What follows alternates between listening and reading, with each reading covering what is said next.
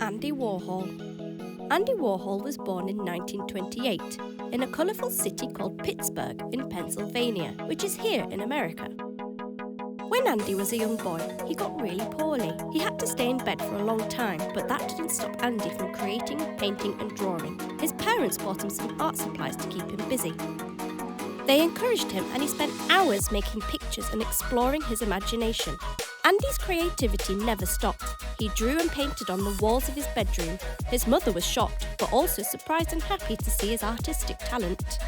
After graduating from high school, he thought he would go and study to be a teacher of art.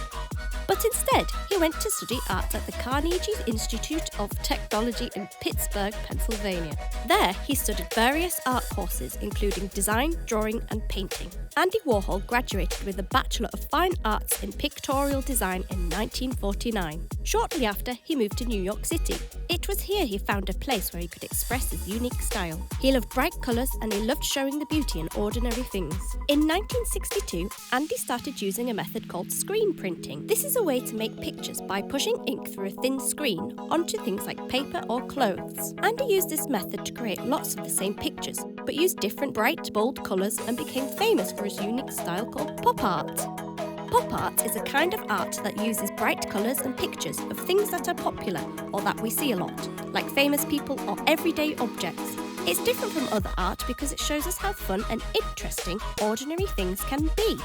He painted pictures of famous people like Marilyn Monroe and Elvis Presley, who were very famous celebrities at the time. Andy loved to experiment with different art forms. First, he would take a photograph, he would then paint over the top of the photograph and screen print on top. Andy became friends with lots of creative people, like musicians and actors. He also made movies and designed album covers for famous bands. Andy believed that everyone could be an artist. He wanted to show the world that art is all around us in everyday things. He even said, in the future, everyone will be famous for 15 minutes. Andy loved to make people happy with his art. He wanted everybody to feel special and unique, just like his artwork. He opened a place called The Factory, where people could come and see his artwork being made. It was like a magical art studio. Even though Andy became famous, he always stayed true to himself. He wore his silver wig and loved to wear bright clothes. He was a colourful character, just like his artwork. Sadly, in 1987, Andy Warhol passed away.